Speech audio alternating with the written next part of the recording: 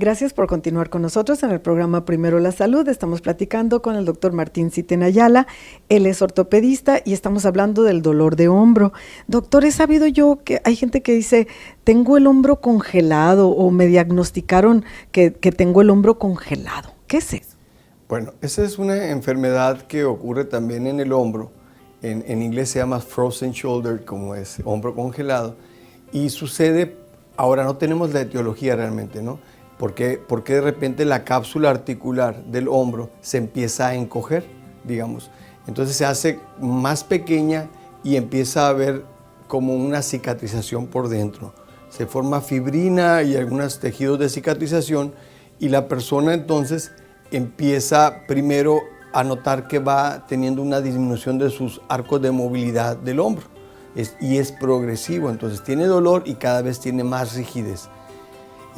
Se tiene que atacar rápidamente eso, porque si no se vuelve un círculo vicioso donde la persona, a mí me ha tocado algunos casos donde las personas prácticamente tienen ya pegado el brazo al cuerpo y no pueden hacer absolutamente ningún movimiento.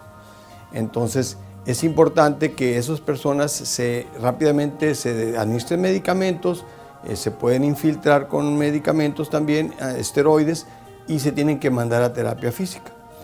Se espera un periodo de 3 a 6 meses y si después de ese tiempo no mejoran, pues tenemos que hacer algún procedimiento quirúrgico para resolver su problema. ¿Cuál es la manera de diagnosticar para saber, son muchas las causas, para saber cuál es? Claro, pues principalmente, como todos los médicos, tenemos que hacer una historia clínica muy, muy detallada, ¿no? Tenemos que saber si esa persona es diabética, hipertensa, sus actividades, de qué ha sido operada, etc. Entonces tenemos que hacer una historia clínica importante y una exploración física muy, muy detallada. Porque parece simple, pero al hombro, digamos, tiene patología propia del hombro, digamos, de lo que hablamos aquí, de huesos, tendones, músculos que pueden estar alterados. Sin embargo, también hay padecimientos, por ejemplo, padecimientos de la columna que se irradian hacia el hombro, o incluso problemas como tumores que pueden estar en pulmón y que se irradian, infartos, también se irradia el dolor hacia el hombro, y entonces hay una serie de otras enfermedades que nos pueden dar dolor de hombro. Pero hablando exclusivamente de la patología que involucra a la articulación, pues el diagnóstico lo establecemos primero con radiografías. Tomamos radiografías del paciente y vemos las características de las articulaciones, cómo está la clavícula con respecto al acromion o cómo está la cabeza del húmero con respecto al omóplato, y ya tenemos una idea general de cómo están sus huesos.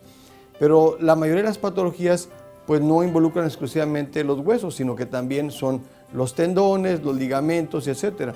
Entonces tenemos que hacer un ultrasonido, en un ultrasonido que es un estudio dinámico, podemos ver cómo se deslizan, digamos, los tendones dentro del hombro y si están rotos o no están rotos. Entonces, el ultrasonido es otro método diagnóstico muy, muy importante y muy certero, digamos. Si tenemos dudas, pues utilizamos la resonancia magnética. La resonancia magnética es el estándar de oro que nos permite entonces tener ahora sí una visión completa de toda la articulación. Vemos ahí hueso, vemos músculo, vemos tendones y vemos ligamentos. Entonces tenemos al 100% ahora sí el diagnóstico con una resonancia magnética. También se pueden utilizar las tomografías. La tomografía usamos un poco, pero se utiliza básicamente para hacer reconstrucción en tercera dimensión de los problemas del hueso principalmente. Entonces tenemos todo ese arsenal, digamos, de métodos para poder hacer los diagnósticos adecuados. ¿Y todo el tiempo es necesario la cirugía o hay casos en los que no? No, afortunadamente, y hablamos prácticamente de un 90 o hasta un 95% de los pacientes que pueden ser manejados con métodos no quirúrgicos. Siempre de entrada, y por supuesto, pues nadie quiere que cuando la primera consulta que llegues te digan que te tienes que operar. Aquí no ha llegado ningún paciente que diga, doctor, vengo para que me opere. Entonces, afortunadamente en estas patologías, como vimos anteriormente, y como hay involucrados músculos, tendones, ligamentos, entonces todas esas estructuras son susceptibles de manejo a través de ejercicios, terapia física, disminución de la actividad. Hay una, digamos, lógica que el paciente, hablamos otra vez de la persona que pintó el fin de semana, pues que él solo busca el refugio y baja la actividad física, y entonces de esa manera reduce la sintomatología. Pero además tenemos el apoyo entonces de medicina física, que son los profesionales que van a enseñarle qué ejercicios, van a aplicarle algunas terapias sobre el hombro para desinflamar los tendones y de esa manera pues lograr que esa persona recupere otra vez su movilidad y ya no tenga ningún tipo de dolor, ¿no?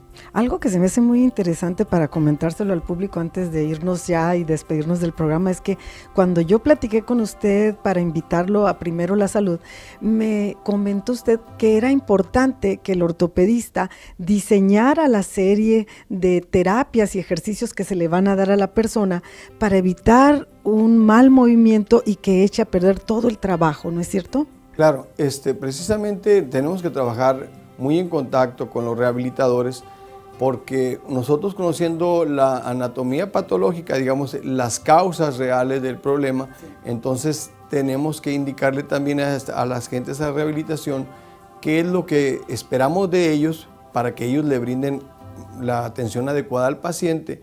Y en el caso de cuando hacemos procedimientos quirúrgicos, también tenemos que tener una metodología para llevar al paciente de menos a más y que no se vaya a brincar algún paso y entonces pueda, pues, digamos, entorpecer la buena evolución de la cirugía. Entonces es muy importante que trabajemos en conjunto con ellos. Doctor, muchas gracias por habernos permitido entrar hasta su consultorio. A ustedes los invitamos para que nos acompañen. Tenemos una siguiente entrega muy interesante el día de mañana.